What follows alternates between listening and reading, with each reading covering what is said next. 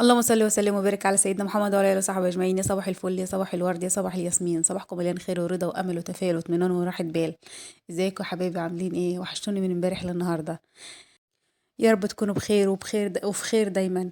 ربنا يسعدكم ويسعد قلوبكم يا رب. النهارده معانا هنعمل مع بعض اكله حلوه لذيذه، ولازم نعملها حتى لو مره واحده بس في الاسبوع، علشان نغذي ولادنا ونتغذى بيها. اكله حلوه ولذيذه جدا. اول حاجه هنعملها مع بعض، احنا حطينا بس الطاسه على البوتاجاز عشان نعمل ايه البتنجان، وحطينا الشوايه بس نشيل بس الفواله. كنا بنعمل فول مدمس، ونجهز كده حاجتنا على البوتاجاز عشان نشتغل على طول. هولع بقى الشوايه وانزل بالسمك بتاعي. اي نوع سمك انت حباه. احنا النهارده حابين نعمل نوع السمك ده. وطبعا هنعمل معاه جنبه ايه؟ طبق بتنجان محترم كده. وطبعا هنعمل معانا الرز بتاعنا الجميل. دايما دايما الرز المبهر ده اللي بيكون فيه بهارات صحيحة، بيبقى طعمه يجنن.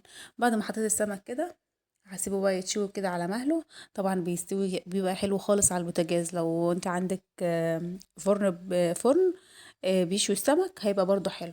حطيت كده رصة بتنجان في الطاس عشان يتقلى، ومعايا كده بصلايه صغننه كده حلوه، على قد شويه الرز بتوعي. انت على حسب كميه الرز بتاعتك هتكبري البصلايه. مسكتها قطعتها كده تقطيع عشوائي علشان ايه يعني، ايه على حسب انت حابه تقطعيها ازاي. انا قطعتها كده تقطيع عشوائي على طول، وحطيت عليها حبه زيت وحته زبده. لو انت عندك الماده الدهنيه بتاعتك اللي انت حابه تحطيها حطيها. همسكها بقى اعملها احمرها، اخلي البصله تاخد لون معايا، تاخد لون غامق شويه عشان تديني الرز لونه البني. وطبعا السمك برضو شغال على البوتاجاز. لو في حاجه طبعا اتحمرت من البتنجان، نقلبها كده علشان تاخد لون معايا حلو. هنعمل طبق بتنجان طعمه تحفه. يعني بصي، انا مش عارفه اقولك طعمه يجنن. خلي بالك برضو من السمك عشان ما يتحرقش. هديله تقليبه بقى. اول ما البصله بتاعتي اتحمرت كده وخدت لون، هنزل كده بورق لوري وحبهان و... وقرنفل وقرفه، كلهم بهارات صحيحة. طبعا البهارات دي بتدي طعم يجنن للرز.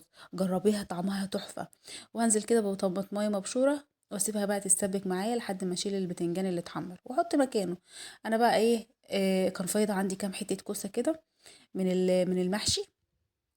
كنت عاملة محشي وفاض منه كام حتة كده، استخسرت ان انا ارميهم خسارة. حاجة طعمها يعني ايه، اقل حاجة غالية والدنيا مولعة نور. فايه، بدل ما نرميها لا نستفاد منها بطبق بتنجان زي ده.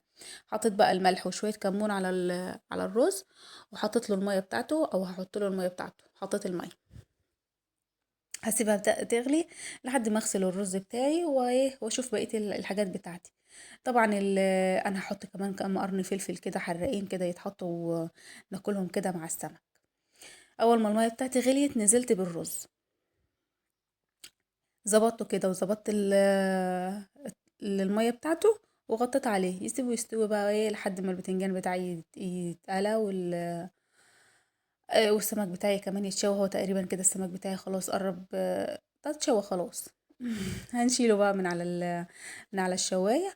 وتعالوا بقى ايه لحد ما نعمل التتبيلة بتاعتنا، لحد يعني ايه يكون البتنجان بتاعنا كمان اتحمر يعني واستوى. هرش كده شوية كمون وشوية ملح على وش السمك، بيديله ريحة جميلة خالص وطعم حلو. معايا بقى ايه، انا هعمل بقى كل التتبيلة مع بعضها، تتبيلة السمك وكمان تتبيلة البتنجان. حطيت كده التوم بتاعي على حسب برضو الكمية بتاعتك. انا حطيت حوالي 7 8 فصوص توم، على 3 قرون فلفل، ومعايا الطماطميتين والليمونة دي. وكمان هحط كده معلقة ونص هرسة شطة عشان يشطشطها كده. احنا بنحب الحراق، انتوا بتحبوا الحراق زيي؟ وهعصر كمان كده ايه الليمونة بتاعتي عشان ايه تاخد كلها كده مع بعضها. انا بقى كنت المفروض ان انا احط كمان شوية خل، بس قلت ايه لا بلاش الخل علشان ايه السمك. ما بحبش احط خل كتير على السمك، يعني ما بحبش غير ان انا اغسله بيه بس. حطيت ملح وكمون وكمان كزبرة. طبعا دي التوابل بس اللي انا هحطها عليها. دايما السمك والبتنجان بحب الحاجات دي. هفرمهم بقى في الكبة، وانزل عليهم كده بالطماطميتين دول، اخرطهم معاهم، اقطعهم معاهم كمان وادوهم ضربتين. تدي تتبيلة هايلة جدا، طعم جميل. بعد ما ضربتهم، ايه ده، لا لسه ما ضربتهمش. كان البتنجان خلص، كنت سبتهم ورحت طلعت البتنجان كله. بعد ما ضربتهم بقى هنزل على السمك كده افرد عليهم شويه. بس كانت محتاجه شويه ميه بقى، فقلت لا، هتبل الاول البتنجان لان البتنجان لما بتحط عليه التتبيله هو لوحده بينزل ميه. فقلت لا، في الاخر خالص او احط على وش السمك شويه ميه كده يطروه شويه. انا بحب احط شويه ميه علشان بيخليها طري كده وحلو. تعالوا بقى للبتنجان بتاعنا. شايفين لونه؟ شايفين؟ يعني بصي، كان طبق بتنجان يجنن. هنزل كده بالقطع الصغيرة بتاعت الكوسة والبتنجان الصغننين. على فكرة طعم الكوسة المقلي تحفة، وارص الحبة الباقيين فوقهم اللي هي القطع الكبيرة.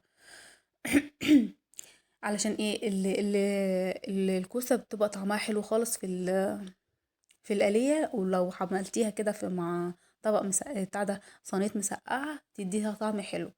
جربيها، حاجة حلوة خالص، طعمها حلو. انت ما ترميش الحاجة اللي تفيض منك، مثلا لو انت بتعملي محشي وفاض منك كام حتة كوسة كده، ما ترميهمش، اعملوهم في حاجة زي كده.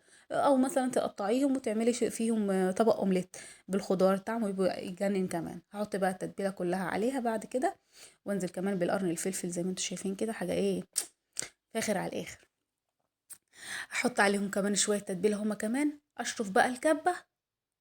علشان ايه؟ احط على وش السمك شوية مية علشان يطري معايا كده. لو مش حابة تحطي مية ما تحطيش عادي، مفيش مشكلة. بس انا حبيت ان انا ايه، هو شوية مية صغننين كده على كل سمكية كده، معلقة واحدة بس مية. وبس كده كده الاكل ايه، البتنجان خلص والسمك كمان خلص. باقي بس الرز والسلطة. انا بقى هعمل السلطة، مش محتاجة عمايل يعني، هي حاجة بسيطة خالص. انت بتقطع الخضار كله يا ست، الطبق بيوقع الصوص على الارض. اما خدت بالي عدلته شويه. آه كده الاكل بتاعنا النهارده خلص بعد ما عملت السلطه. تعالوا بقى نغرف الرز بتاعنا، شايفين لونه وجماله، ريحته وريحه التوابل بتخليه تحفه. اللي جربيها، طعم التوابل، طعم وريحه التوابل في الرز بتخليه جميل جدا. خصوصا الرز الصياديه دي، او الرز البني على حسب ما بتعملي، او الرز البصل على حسب ما بتعملي. بس خلي بالك تشيلي التوابل علشان ما يجيش تحت ضرسهم، يفضحوكي، هيفضحوكي، انا عارفه. آه شايفين لون الرز؟ لونه تحفه، وكمان طعمه وريحته تجنن. بنصحك تجربي، نصيحه مني تجربي. ايه رايكم فيه؟ كده الاكل بتاعنا النهارده خلص.